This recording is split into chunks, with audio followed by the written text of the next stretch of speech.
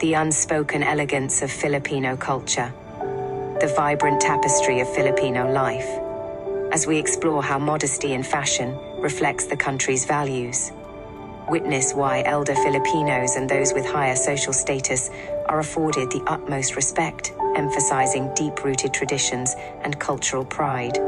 With families often large and living spaces limited, we'll reveal how Filipinos approach personal boundaries and privacy with openness, creating an inviting communal spirit that's truly heartwarming.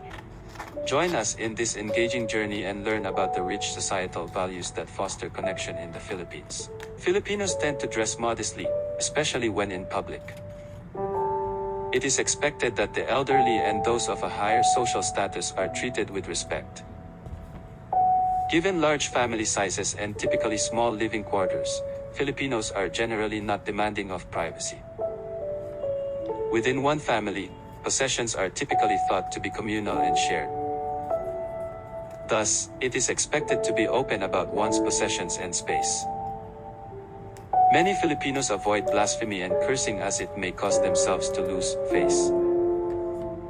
Filipinos typically have a relaxed approach towards timekeeping and punctuality. It is common for Filipinos to arrive an hour or 2 hours after the designated time. This is commonly referred to as Filipino time. However, Filipinos will observe punctuality in a formal context such as important business meetings, appointments, or when visiting the doctor. The country is also linguistically diverse, with 8 major dialects and over 170 languages spoken throughout the inhabited islands. The official language of the Philippines is Filipino, which is mainly Tagalog combined with words from various other languages. For example, English is widely spoken throughout the Philippines, and it is common to hear Filipinos use a mixture of English and Tagalog in everyday conversations. Depending on their location, Filipinos may not speak the national language. As a way to retain their local identities, many Filipinos will often choose to speak in their regional languages and dialects. Indeed, it is common to find Filipinos who are from different parts of the Philippines conversing in English rather than in Filipino. Pasalubong has no direct English translation. The word is derived from salubong, meaning to welcome or reception. You could call it a gift from one's travels, but its meaning is much more nuanced. Pasalubong is also not as big as Western style presents. Usually, it's something small and given regularly. I like to think of it as a token of affection. Pasalubong can be literally anything, from a souvenir keychain to a lipstick shade that's popular abroad. 9 times out of 10, however, it's food. If you know anything about the Philippines, this will come as no surprise.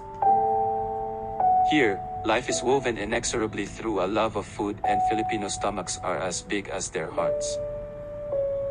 It is no wonder that the grande dame of the country's cultural customs is centered on something you can eat.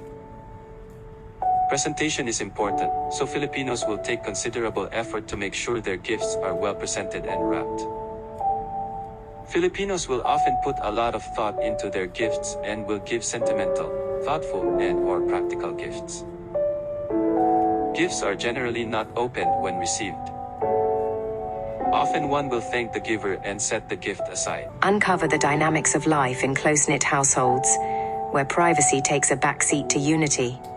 Join us in celebrating Filipino traditions and values that strengthen bonds and create a supportive, loving environment.